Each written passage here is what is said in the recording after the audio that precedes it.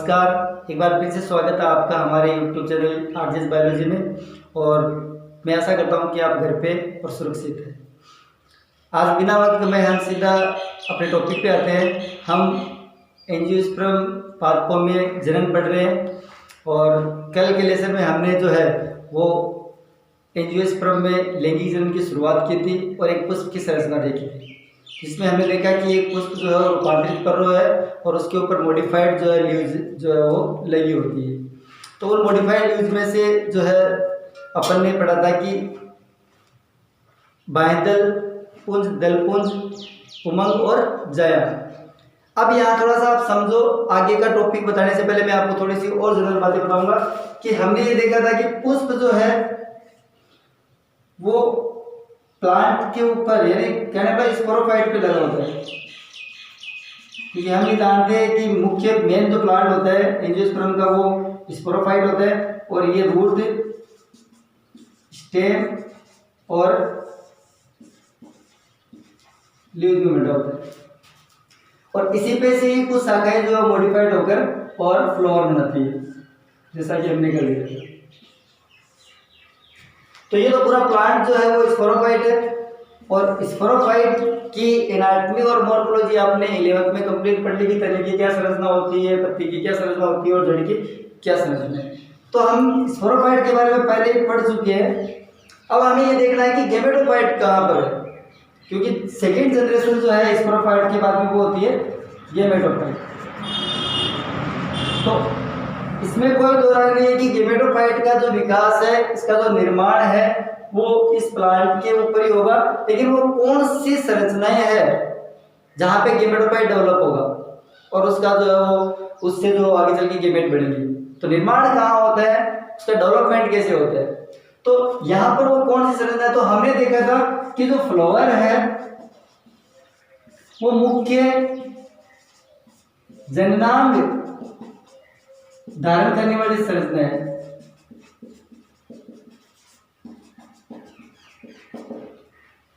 और इस फ्लावर के ऊपर दो प्रकार के जननांग बनते हैं, जिनमें से एक को हमने कहा था पुंकेसर और एक को हमने कहा था स्त्री केसर या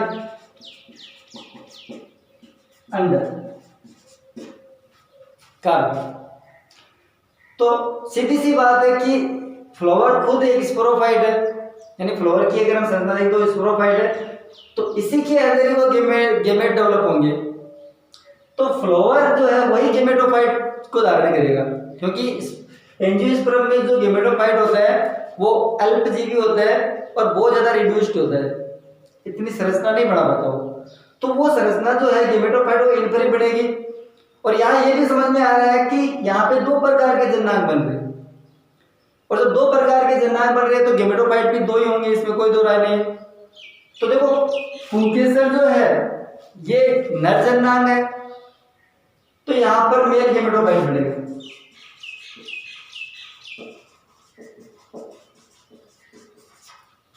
इसको हम नर युग्मकोद्भिद कहेंगे और स्त्री केसर जो है इसमें फीमेल गेमेटोफाइट बनेगा।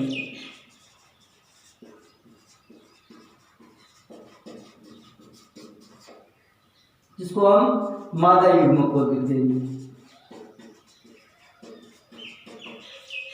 और मेल गेमेटोफाइट और फीमेल गेमेटोफाइट जो इस एंजियोस्पर्म की सेकंड जनरेशन होगी, जिसको गेमेटोफाइट कहेंगे। तो सीधी सी बात है, क्लियर हो गया होगा कि एंजियोस्पर्म में गेमेटोफाइट दो भागों में बटा होता है, यानी दो प्रकार का होता है, इसमें से एक मेल गेमेटोफाइट होगा और एक फीमेल गेमेटोफाइट होगा। अब हम बात करते हैं मेल गेमेटोफाइट की। तो आज हमारा जो टॉपिक है वो रहेगा मेल गेमेटोफाइट। तो मेल गेमेटोफाइट पढ़ेंगे। तो आज का टॉपिक रहेगा मेल गेमेटोफाइट,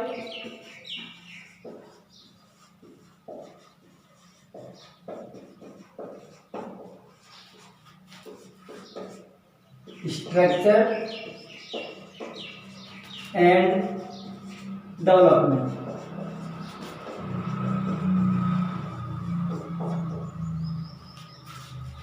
तो अभी हमने जस्ट पहले देखा था कि मेल गेमेटोफाइट जो है वो कौन सी संरचना में निर्मित होगा, तो उसमें हमने देखा था पुंकेसर तो सबसे पहले हमें पुंकेसर के बारे में पढ़ना है कि पुंकेसर जो है इसकी संरचना क्या होती है और इसके अंदर जो है वो किस प्रकार से मेल गेमेटोफाइट निर्मित होगा और उसका डेवलपमेंट कैसे होगा। तो पुंकेसर जो है इसको स्टेमन कहते हैं और जैसा कि मैंने आपको बताया था कि ये मॉडिफाइड लीव्स है, तो इसलिए इसको जो है अपन माइक्रोस्पोरोफिल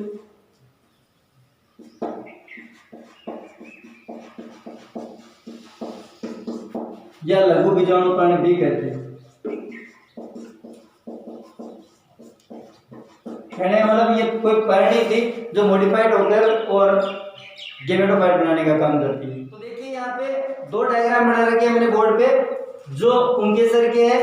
अब आप यहाँ समझो कि इनके अंदर कौन कौन सी संरचनाएं पाई जाती है। तो ये पुंकेसर है स्टेमन, इस स्टेमन का सबसे लंबा और तंतुनुमा जो धागेनुमा संरचना जो होती है इसको हम कहते हैं पुतंतु फिलामेंट। ये एक लंबी धागेनुमा संरचना है जिसका आधारी भाग यानी निचला भाग जो होता है वो पुष्पासन या थैलेमस के साथ में जुड़ा होता है, शीर्ष भाग जो होता है वो स्वतंत्र होता है। अगर आप पुंकेसर के शीर्ष भाग पे देखो तो एक थैलेनुमा संरचना दिखाई देती है जिसको कहते हैं परागकोश, पोलन सेट। ये परागकोश जो है वो एक द्विपालित संरचना है। कैसी है? द्विपालित यानी दो लोग में बटी हुई संरचना होती है और इसकी दोनों पालियों को जोड़ने के लिए यहाँ पे जो है एक योजी होता है, इसको हम कनेक्टिव कहते हैं। आपको बता दूं कि इसकी प्रत्येक इंच जो लोब है या प्रत्येक जो पाली है उसके अंदर दो यानी 2 माइक्रोस्पोरेंजियम होती है।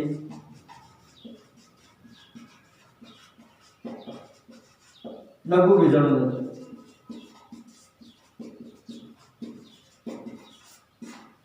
तो अगर मैं आपसे पूछूं कि परागकोश में टोटल लघु बीजाणु दानियां कितनी होती है तो उत्तर रहेगा 4, क्योंकि एक पाली में 2 तो 2 में कितनी है 4। ध्यान रखना यहाँ पे मालवेसी कुल को छोड़ के।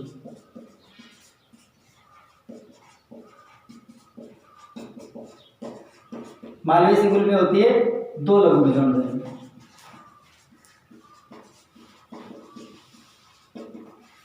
जबकि प्रत्येक में 2 तो यहाँ कितनी होगी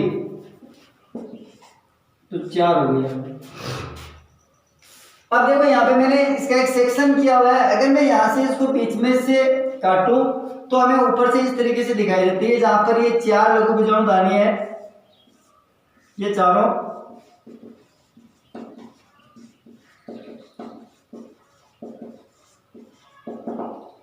और इन्हीं चारों लघु बीजाणु दानियों में अगर आप काटते हो तो यहाँ पे आपको छोटे छोटे संरचना दिखाई देती है जिनको कहते हैं पराग कण या पोलन ग्रेन,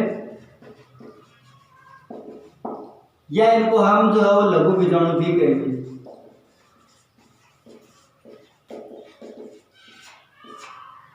तो यहाँ लघु बीजाणु बनते हैं और मैंने आपको कहा था कि लघु बीजाणु जो है वही मेल गेमेटोफाइट की फर्स्ट सेल होती है। तो यहाँ पर मेल गेमेटोफाइट बनता है, लघु बीजाणु बनता है और ये जो प्रोसेस है वो मियोसिस के द्वारा होती है और मियोसिस से लघु बीजाणु का निर्माण होता है। कहाँ पर होता है? परागकोश के अंदर। और एक मतलब जो परागकोश है उसकी एक पाली के अंदर 2 लघु बीजाणु दानियां होती है, तो टोटल 4 लघु बीजाणु दानियां होगी जहाँ पे आपको छोटी छोटी संरचनाएं दिखाई देंगी जो हैप्लॉइड होगी, अगुणित होगी।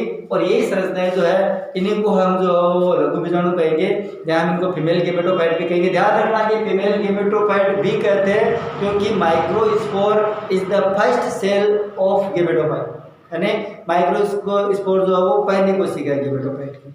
तो समझ में आ गई होगी, क्लियर हो गया होगा ये सब। तो इसके बाद में देखो आगे जो है हम एक माइक्रोस्पोरेंजियम में चलते हैं कि ये एक माइक्रोस्पोरेंजियम जो है इसकी क्या संरचना होती है, एक लघु बीजाणु दानी की संरचना क्या होती है और इसके अंदर किस प्रकार से माइक्रोस्पोर बनते हैं या लघु बीजाणु बनते हैं। तो इस प्रोसेस को जो है वो पढ़ेंगे।